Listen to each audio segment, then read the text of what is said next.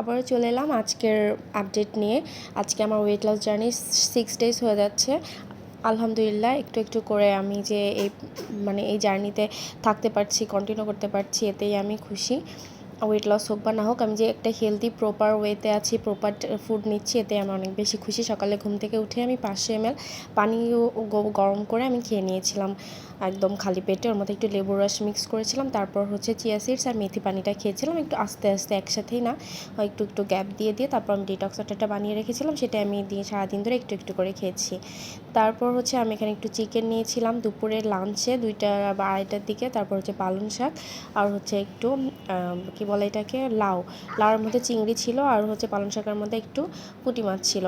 তারপর আমি বিকালের আমার স্ন্যাক্স হিসাবে আমি একটা বাদাম হচ্ছে মেখে নিয়েছিলাম, হাতে মেখে, যেমন বাদাম মাখা বলে, এরকম পেঁয়াজ মরিচ দিয়ে মেখে নিয়েছিলাম। তারপর হচ্ছে আমি একটা গ্রিন টি খেয়েছিলাম, এটা আমি বিকালেই খেয়েছিলাম।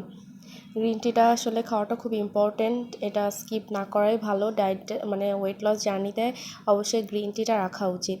তারপর একটা গ্রিন অ্যাপল খেয়েছিলাম, যেহেতু আমার বেবি হচ্ছে ব্রেস্ট ফিডিং বেবি, আমাকে ফ্রুটস খেতে হয়, যদিও কিটো ডায়েটে এগুলো খাওয়াটা অ্যালাউ করে না।